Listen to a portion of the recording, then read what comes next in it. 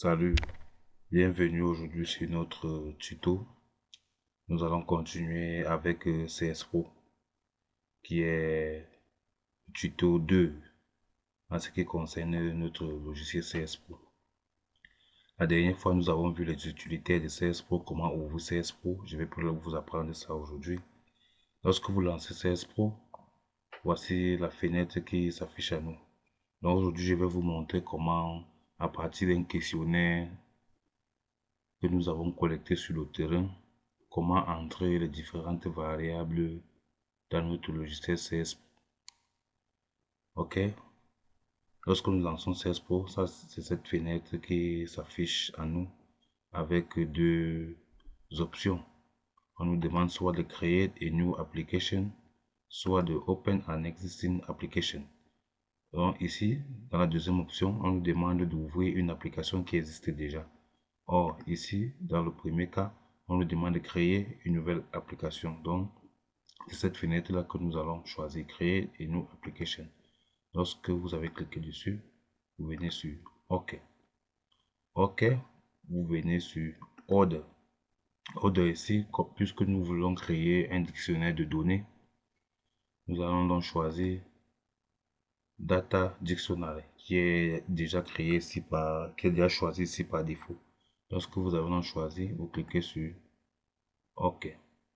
Lorsque vous cliquez sur OK, cette fenêtre qui s'affiche à vous vous demande de pouvoir enregistrer votre dictionnaire de données, donc de lui donner un nom. Et il faut dire que au préalable, il faut d'abord avoir créé un dossier. Vous voyez ici chez moi, j'ai créé un dossier tuto CS Pro. Ce tuto CS Pro, dans ce dossier, nous allons créer plusieurs sous-dossiers. Donc, nous avons ici, premièrement, le dictionnaire de données. Nous avons ici le masque de saisie. Nous avons ici la saisie des données. Donc, il faut d'abord avoir au préalable ouvert ou encore créer ces trois dossiers. Puisque c'est le dictionnaire que nous voulons créer, nous allons enregistrer notre dictionnaire ici. On va mettre par exemple Dico tuto CS Pro. Pour savoir que c'est un dictionnaire de données, il faut vérifier ici au niveau des types l'extension .dcf. C'est l'extension du dictionnaire de données. Lorsque vous l'avez donc créé, vous pouvez donc cliquer sur enregistrer. Lorsque vous cliquez sur enregistrer, voici la page d'accueil de CS Pro, la page dans laquelle nous allons effectuer notre travail. Ok. Vous voyez donc ici, de manière spontanée, CS Pro nous sort la variable identification. Donc, c'est un peu comme une session d'identification. C'est dans cette session-ci que nous allons enregistrer toutes les variables d'identification. Notamment, par exemple, si c'est une enquête d'envergure, le numéro de la grappe, le numéro de la ZDD, la zone de dénombrement, le numéro séquentiel du ménage, la région, bref, toutes les variables qui permettent d'identifier un questionnaire. Je disais donc que de manière spontanée, CS Pro nous crée donc une première variable qui est le nom du fichier CS Pro que nous avons créé. Tout à l'heure, nous avons créé Dico tuto CS Pro. Mais il faut noter que ceci peut être renommé ou encore modifié. Et il faut dire pour le souligner que dans CS Pro, pour savoir comment voir une variable, il faut regarder cette icône-ci, vert. Donc les icônes qui ont la couleur verte représentent les variables. Or, ici, à contrario, ce que vous voyez ici, c'est ce qu'on appelle généralement des records ou encore des tableaux. Et on reconnaît cette icône par cette extension bleue, semi-bleu. Ici, il faut le souligner qu'un record représente une session dans un questionnaire. Par exemple, si notre questionnaire a plusieurs sessions, on peut avoir les informations relatives aux enfants de moins de 5 ans, Nous avons par exemple les informations relatives aux femmes en âge de procréer. Nous avons par exemple les informations liées aux personnes qui fument le tabac. Vous allez voir que nous ne pouvons pas dans dans ces mêmes fichiers mettre toutes ces informations dans le même record. Donc, chaque session de notre questionnaire formera un record. Bon, nous allons directement entrer les variables. Je vous ai dit qu'ici, il faut la renommer. On vient ici, on fait clic droit, modifier. Modifier, on peut mettre là numéro de la grappe. Ok, ici, item, c'est le nom informatique de notre variable ou encore le numéro du questionnaire pour aller terre à terre. On peut mettre question 001. Ici, le start, je vous ai dit, il ne faut pas le toucher. Je vais vous montrer tout à l'heure dans quel moment on peut avoir à toucher ce start. Au niveau de la longueur, bon, le numéro de la grappe en fonction du nombre de grappes. Si nous avons par exemple 90 grappes, nous allons voir que ici au niveau de la longueur, on aura 2. 2 pourquoi? Parce que 99 c'est 9 et 9 qui font 2 chiffres. Vous comprenez?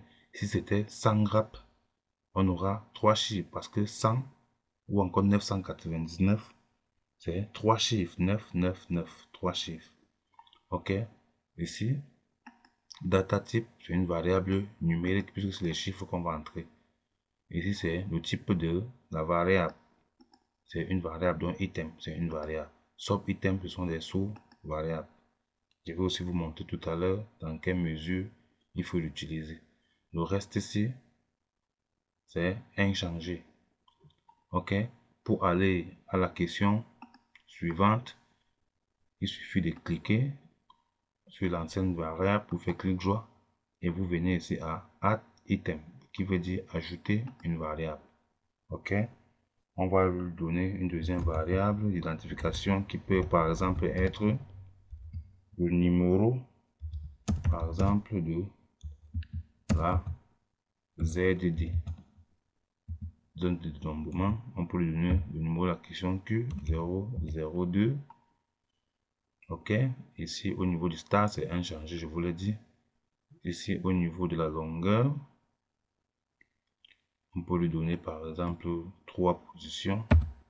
Numéro de la ZD, ça peut aller, comme je vous l'ai dit tout à l'heure, jusqu'à par exemple 999. Donc le numéro de la longueur ici dépend du nombre de chiffres que nous pouvons entrer dans le questionnaire. Si nous entrons par exemple, les questionnaires vont par exemple de 1 jusqu'à 999, vous voyez donc que c'est 3 positions. Si ça, les questionnaires vont par exemple de 1 jusqu'à 99, ça fait 2 positions. C'est une variable numérique, elle est inchangée. C'est une variable, elle est inchangée. Bon, ici il y a eu un problème. Nous devons la modifier. Puisque ici, nous avons dit que c'était 3 positions, nous avons oublié de les mettre. Ok. Bon, on peut laisser ça à ce niveau. C'est juste des exemples. Vous voyez donc que si vous voulez ajouter notre variable, vous faites clic droit sur la variable et vous voyez. Ok. Et à chaque fois que vous travaillez avec CS Pro, il faut toujours enregistrer parce que CS Pro généralement bug.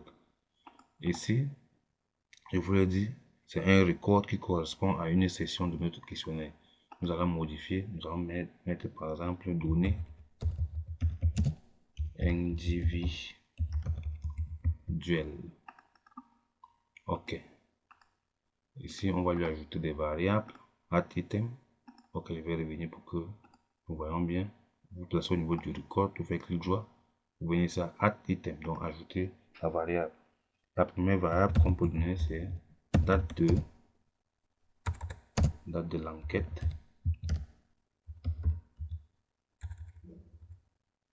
Date de l'enquête. Qui est par exemple la question Q003. La date de l'enquête. Au niveau du start, on ne touche pas. Maintenant, au niveau du len, il faut bien comprendre ce qui va se passer ici. Lorsqu'on parle de la date de l'enquête, une date est composée de 3 éléments. Le jour, le mois et l'année. Lorsqu'on parle du jour, du mois et l'année, généralement, ce sont des chiffres. Par exemple, si nous sommes le 15 avril 2020, vous voyez donc que le 15, ça fait deux chiffres. Avril, c'est 04. Ça fait deux chiffres aussi. 2020, c'est quatre chiffres. Vous voyez donc que si on fait une addition de tous ces chiffres, nous aurons 8 chiffres. Pourquoi? Parce que on aura deux chiffres pour 15.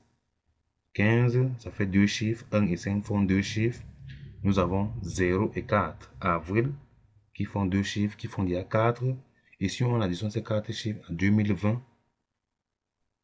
vous voyez que ça va nous faire 8 chiffres. Donc, notre date de l'enquête aura 8. La longueur sera 8. OK? Maintenant, c'est une variable numérique, puisque ce sont des chiffres qu'on va entrer. Il n'y a pas de souci. C'est une variable, il n'y a pas de souci. OK. Vous cliquez sur enregistrer, vous revenez ici. On va donc lui ajouter les jours, qui est par exemple la question Q0, Q003, 1.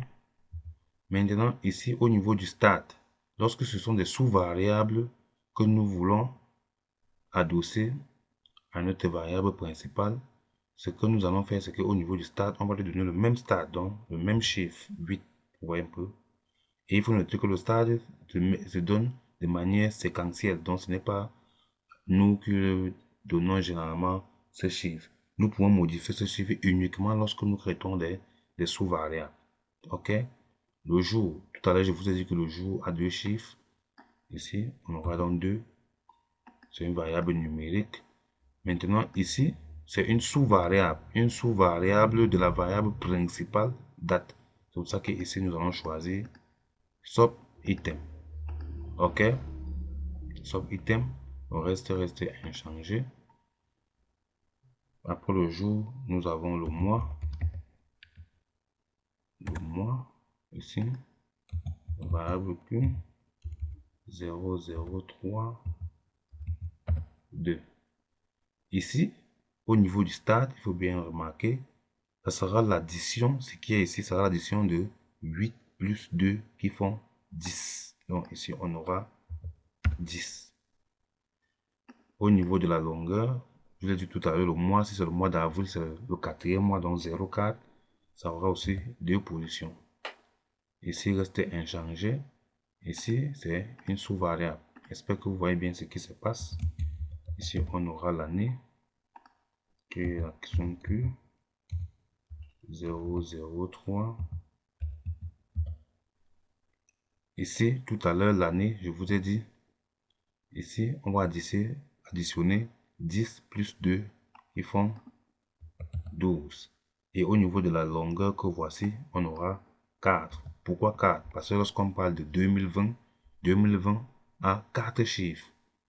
C'est pour ça, ici, qu'on met la longueur 4. Et vous voyez donc que si on additionne le 4 ici, plus le 2, c'est ça qui nous font les 8 que vous voyez ici au niveau de la longueur. OK? C'est une sous-variable. OK, on a fini avec cette variable. On enregistre. On se place ici pour ajouter la seconde variable. On va ajouter par exemple le sexe de l'individu.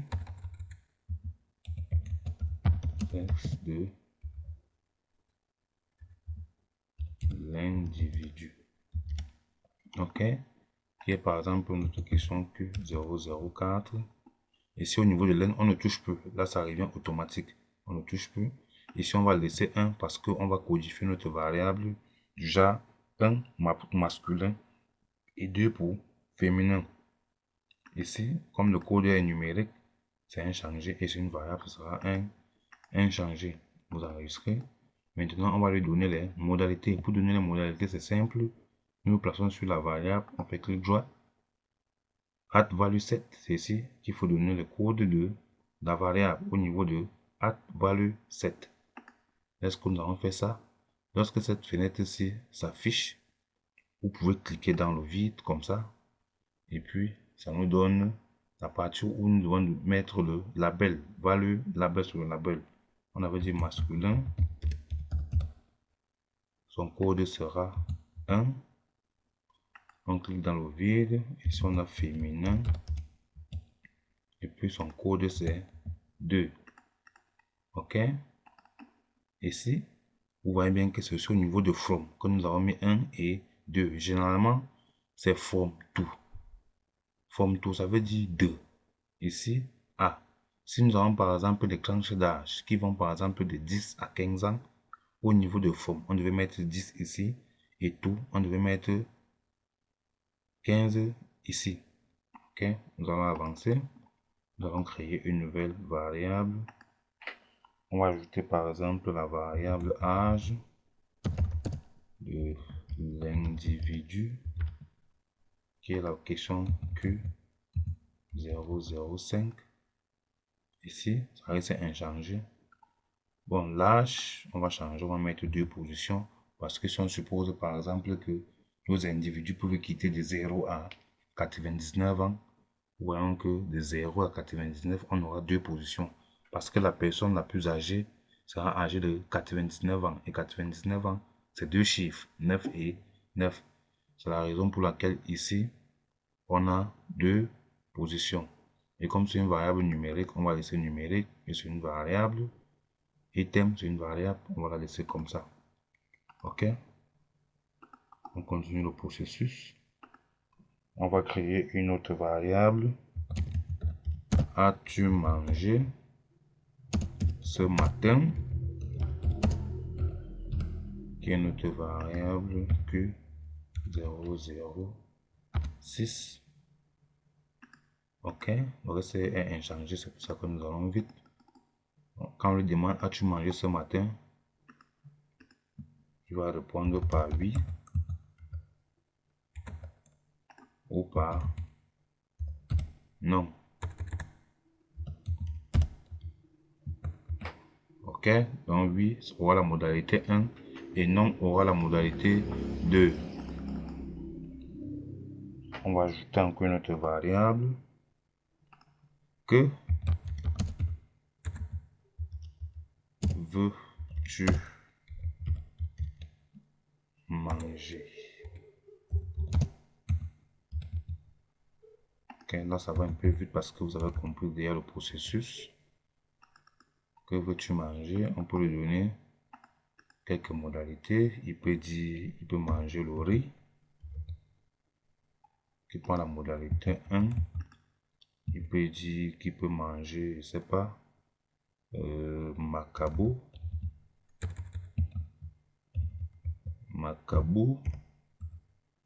il prend la modalité 2. Il peut dire qu'il peut manger, je sais pas quoi, le pain.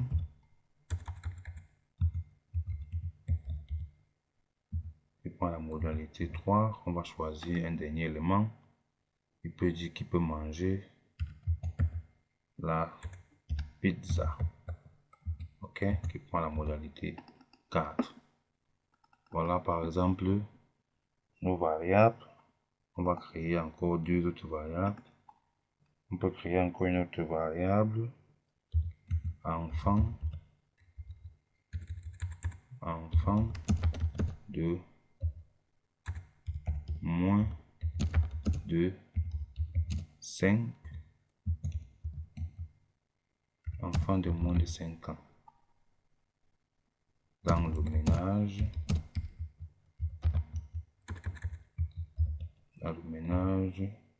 Avec pour code Q007. OK, là ça va vite parce que je vous ai expliqué le processus. On peut dire que oui, il y a un enfant de moins de 5 ans dans le ménage. Non, il n'y a pas d'enfant de moins de 5 ans dans le ménage. On peut prendre un deuxième cas. Femme de 15 à 49 ans